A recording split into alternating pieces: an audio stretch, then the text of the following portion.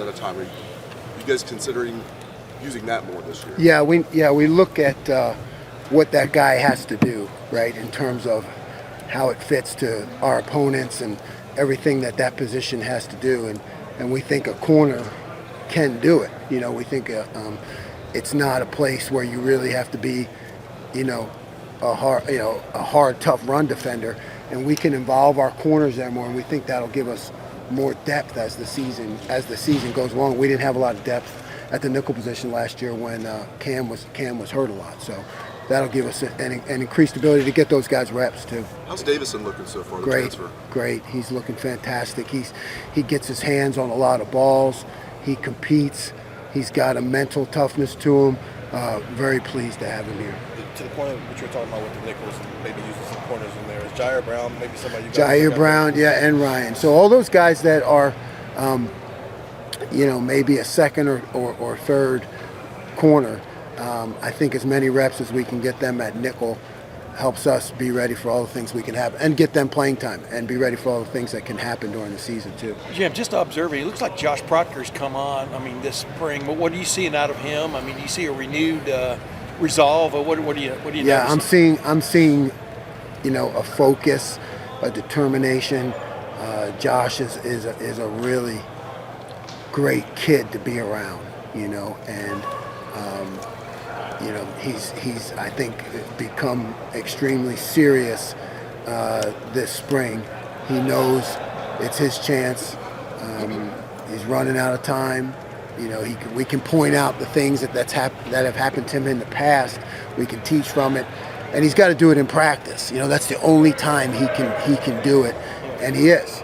Just watch him how he pursues the ball and the angles. Those are invaluable reps because something bad happens, that guy has to make the tackle.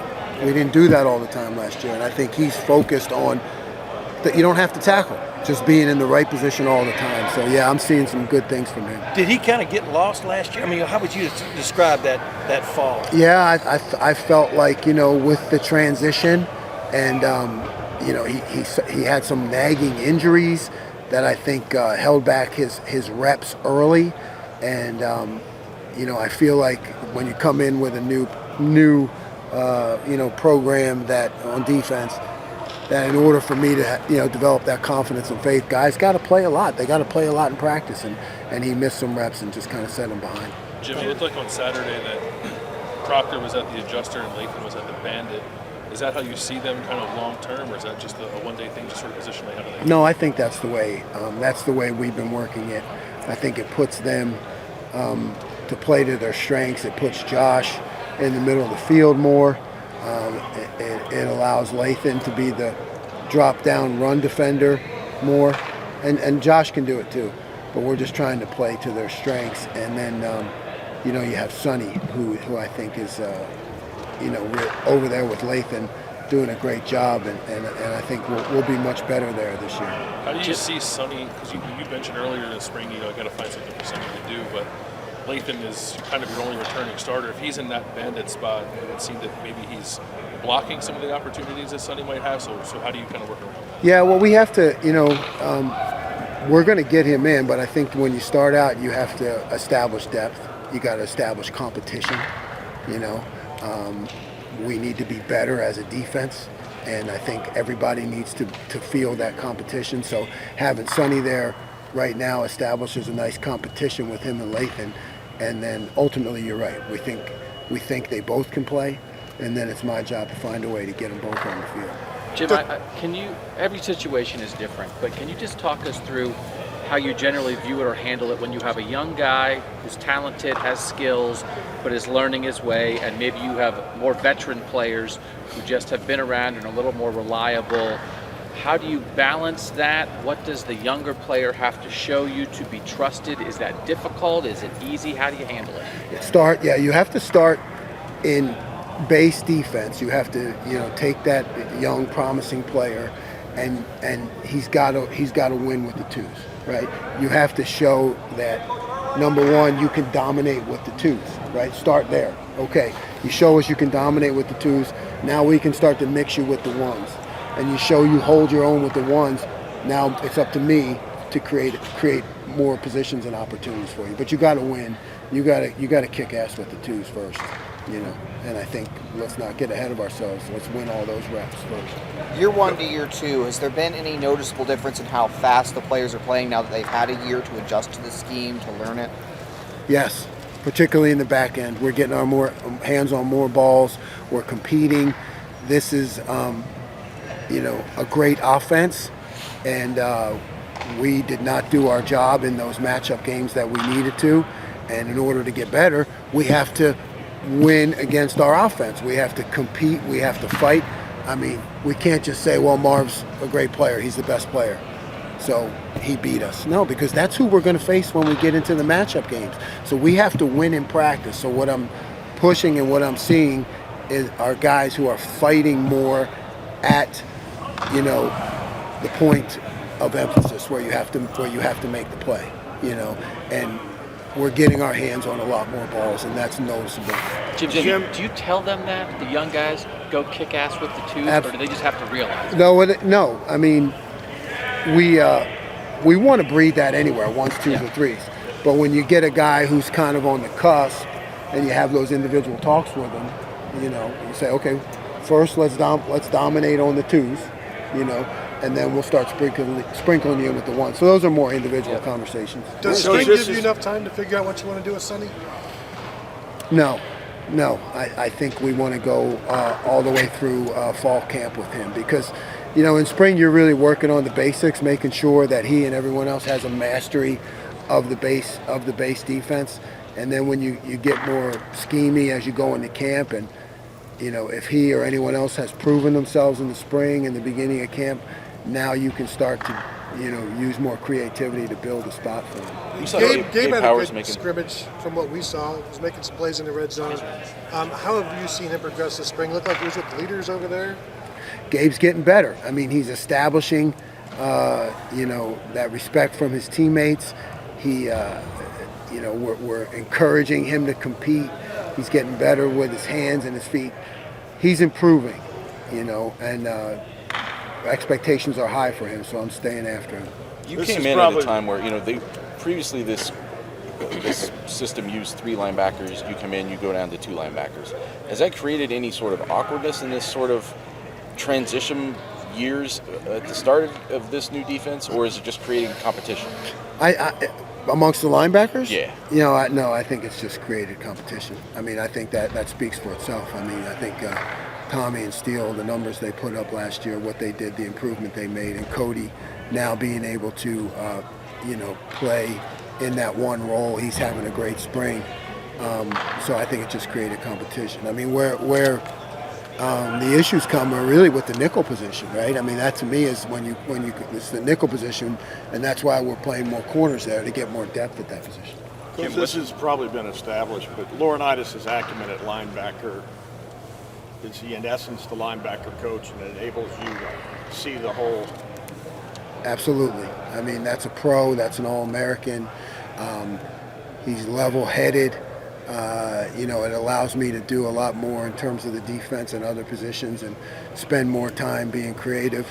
And plus, he's a really nice guy, so we can play good cop, bad cop with the linebackers. He's a really nice guy. I'm not so nice. What stands out about Cam Martinez at the nickel spot? Man, he's got great feet. Cam has excellent feet.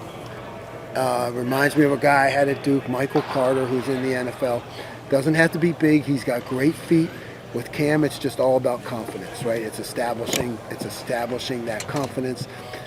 You know, playing against Marv in the slot sometimes. You know, that's great for Cam. You know, he just has to establish confidence. He's got all the tools, but his feet are great. Are you seeing that confidence grow? Absolutely, I'm seeing him getting better every day. How does Jihad Carter factor into that? Yeah, so Jihad, he's playing nickel right now, and doing great. I think he is going to have a continued role at all 3 safety positions when it ultimately comes down to becoming game ready.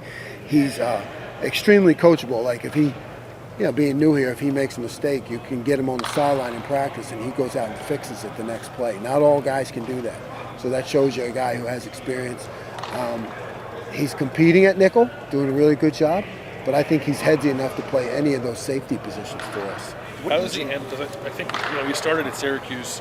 It looks like he's I don't know if he's with the twos or between the ones and the twos right now. Like, obviously, there has to be an adjustment for him. How do you see him handle that? I mean, kind he of change doesn't. role? He puts his head down and works. IGB and Jihad, those are quality. You come into a situation, I'm sure they could have gone other places where people were promising them the world. We just promised them that we would make them better and they would make us better. And that's what they did. I have not heard a single word out of those guys that's not positive and team-oriented. What do you need to see from, whether it be Cameron or Jihad, to feel like one of those guys can lock down that nickel safety spot? It comes over the course of time, right? I mean, when you get those matchups in the slot and you see that you are consistently winning, and and you're watching their feet and everything, because sometimes balls aren't, so you're watching everything. It's just repetition after repetition after repetition, and then they develop confidence and we develop confidence. How much are you teaching James still this defense? Because he talked early on about he's learning something different. Yeah, sure. I mean, my job is to continue to educate, all the coaches, young or old, in our system. But James, he knows so much from playing in the NFL. It has not been that big a deal. Every now and then we'll exchange, some words, or he'll ask a question. But he's really picked things up extremely quick. He's a professional. Jim, when there's such an emphasis on teaching the fundamentals in the spring, can you sort of put into words and describe what a clean, safe, fundamental tackle looks like? Yeah, I mean, it doesn't involve your head. That's number one. You're not dropping your head. You're keeping your head out of the tackle. You're in good position, right? So unless it's in the middle in between the tackles, rarely are you going to be head up on a guy, where you're just kind of thudding him up and butting him up and wrapping. That's not going to happen. Everything in football happens on the angles, right? So if you're in good position and you're on the right hip and your head's in the right place, you're not out of control, right? Or horse collaring or grabbing a guy's jersey. You're just staying on track and on course and wrapping up, and it's crisp, it's clean. Right, and over the past 10 years in the Big Ten, approximately 65% of drives where there's been a targeting call has gone on to score a touchdown. That offense has. How big of a momentum shift is that in the course of a game if there's a targeting call on your defense? I think that's huge. I mean, you don't want to limit guys' aggressiveness, but you do want to teach. You want to teach, right? You're always teaching. So I think we're not going to ever, whether it's live or not, lay out our own offense, no matter what. But we can show them, that play and how they're coming over and point it out, like, hey, this is a possibility for a targeting here, so let's make sure we aim, from the knees to the numbers right here. Jack Sawyer said, he's feeling more comfortable playing that defensive end spot. Have you seen that from him this spring, him being more comfortable just playing one spot? Yeah, Jack is getting better every day. It's really, I think that move and staying out of that package this spring has been really good for Jack. He gets to focus on the fundamentals with Coach Johnson, and I really like his progress with him on one end and JT on the other. I think we got a great pair to start out with, and I'm targeting. I'm going to bring that package back, but I'm really targeting Mitchell Melton. I was really high on him last spring until he got hurt. I thought he was a linebacker, D-line. I think he's got a great combination.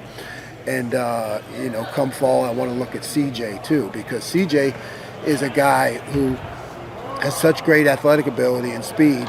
I think if I can direct him more and not have him read as much but attack more, I think he can be a real threat too at that position. So those are two guys I want to look at for that package. Can you talk about CJ's cover ability? It seems like he matches up well, at least coming out of high school, matched up well against tight ends, running backs out of the backfield. Yes, he can cover. I mean, CJ can really do whatever he sets his mind to. He is that good of an athlete. So we are continuing to work with him on, the basic fundamentals of being a linebacker in a 4-2 scheme, right? That's different than being an outside linebacker or a rush end. So he's learning, getting better every day. But to your point, I think we can target him other places too. How is that different in terms of the linebacker? What are some of the fundamentals? It's 100%. Yeah, I mean, you have to, in our system, those two linebackers, if you watch, they did everything. I mean, they're inside, they're outside, they're covering tight ends, they're blitzing, they're shifting one way or another. I think that's our advantage. So there's really a lot to those two positions, and it's just a lot to learn, you know. And I think coming out of high school, it is a hard transition. Jim, how fundamental of a component is the jack position for you? Like, is it a non-negotiable? It has to be some part of what you do, or at a place like Ohio State where you can get highest caliber of athlete, you can get the traditional 4 down ends.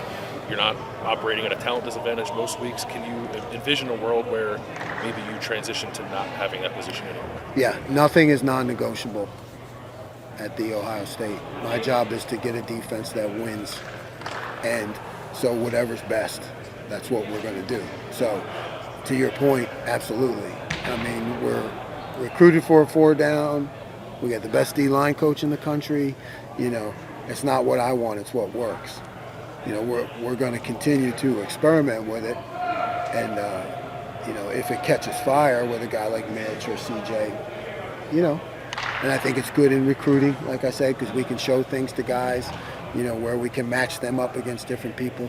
So I think it's always good to have in the arsenal, but we're ultimately going to do what's best for the team and the defense. Do you ever envision a scenario where this isn't a program that recruits 4 down, like that the recruiting takes, I guess, more of what you've done traditionally, the vision of what you've done traditionally, as opposed to what Ohio State has done traditionally? I can't see that, not with Coach Johnson here, because he's the best, he's the GOAT. So I can see I can see us always going for 4 down. But you know, you can get one of those guys who you know really enjoys that. Possibly, hey, I'm going to learn how to be an NFL pass rusher off the edge, but you know what, Coach Knowles might move me around a little bit. You know, I mean, I think it creates ideas for guys. Ryan was telling us last week about title switch for Tim and how that's bringing the corners and safeties together. Well, I guess was your input in that decision? Why did you guys decide that was? Well, you know, I think you can get segmented a lot at this level when you have a variety of great coaches and positions, and you know, I think there are times you don't want to get segmented, right? You want people to hear one voice or somebody to bring it all together, and so I think that's a great move with Tim. Great. Coach, thank you. Thanks, guys. Thanks, Coach.